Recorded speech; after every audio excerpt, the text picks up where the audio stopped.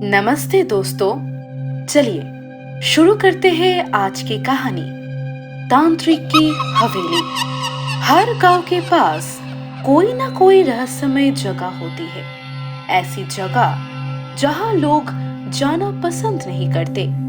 ऐसी ही एक जगह थी, तांत्रिक की हवेली। उत्तर प्रदेश के एक छोटे से गांव देवलिया में एक सुनसान जंगल के बीच ये हवेली थी। लोग कहते थे कि यहाँ कभी एक शक्तिशाली तांत्रिक भैरवनाथ रहा करता था। कहते हैं उसने मृत्यु को हराने की कोशिश की थी, पर खुद मृत्यु बन गया। कहानी की शुरुआत होती है 4 दोस्तों से, अमित, करण, रीमा और सुमन। ये सब कॉलेज में पढ़ते थे और रोमांचक जगहों की तलाश में रहते थे। एक दिन किसी ने हवेली का नाम लिया और बस सबने ठान लिया कि आज वही चलेंगे। रीमा ने मना किया। सुना है वहां रात को किसी के चीखने की आवाजें आती है। लेकिन अमित ने हंसते हुए कहा, डरपोकों की तरह मत सोचो, चलो ना, मजा आएगा। शाम को ठीक 7 बजे वो सब जीप लेकर जंगल की तरफ निकल पड़े। रास्ता बिल्कुल सुनसान था, बस पत्तों की सरसराहट और उल्लू की आवाजें। करीब 1 घंटे बाद वो हवेली के सामने पहुंचे। पुरानी टूटी फूटी दीवारें, आधे गिरे हुए खंबे और बीच में एक बड़ा दरवाजा।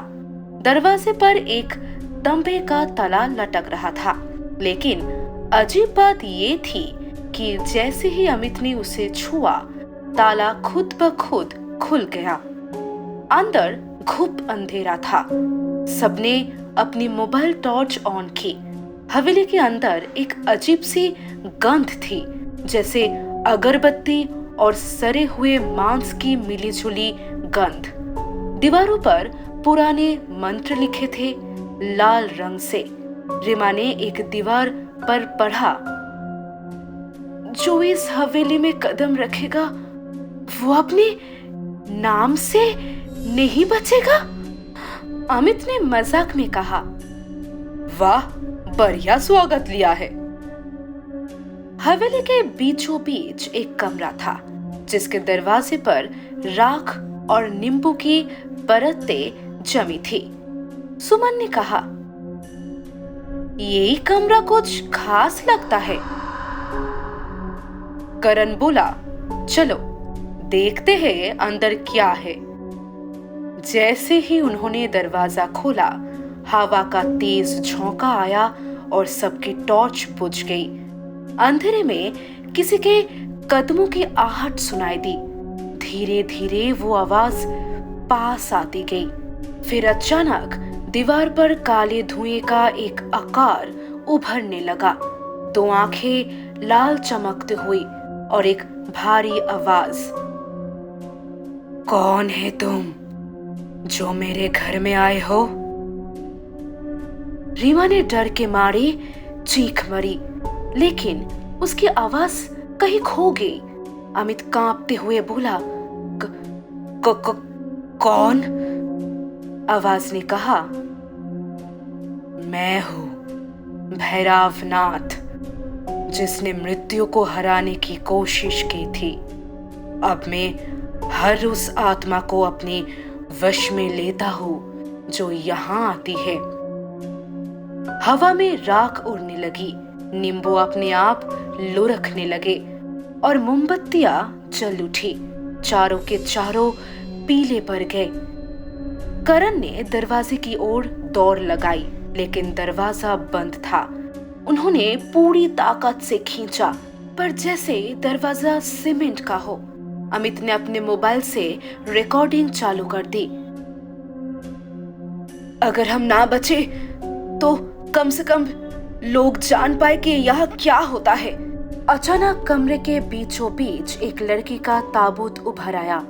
उस पर लिखा था, भैरवनाथ की आत्मा को ना छुओ। सुमन ने डरते डरते छुआ और जैसे ही उसका हाथ लगा, पूरा कमरा कांप उठा। फर्श फट गया और अंदर से काली लपटें निकलने लगी। अब सब भागने लगे। रीमा रोते हुए बोली, हमसे गलती हो गई, हमें यहाँ नहीं आना चाहिए था। भैरवनाथ की आत्मा गरजते हुए बोली, अब तुम सब मेरे हो। कमरे के कोने कोने में भैरवनाथ का धुंधला चेहरा दिखा। लंबे बाल, माथे पर राख और आंखों में लहू जैसा लालपन। उसने अपना हाथ हवा में उठाया और एक एक करके चारों की टॉर्च बुझ गई। अगली सुबह पुलिस को वो जीप हवेली के बाहर खड़ी मिली। दरवाजा बंद था, पर अंदर से चीखों की आवाजें आती रही। जब दरवाजा तोड़ा गया, अंदर किसी का कोई निशान नहीं था, सिर्फ दीवार पर खून से लिखा था, हमने तांत्रिक को देखा। कुछ महीनों बाद एक YouTube चैनल ने उस हवेली में जाकर वीडियो बनाने की कोशिश की। कैमरा ऑन था, लेकिन वीडियो कभी अपलोड नहीं हो पाया, क्योंकि एडिटिंग रूप में कैमरे से अपने आप आवाज आई, फिर से आए हो।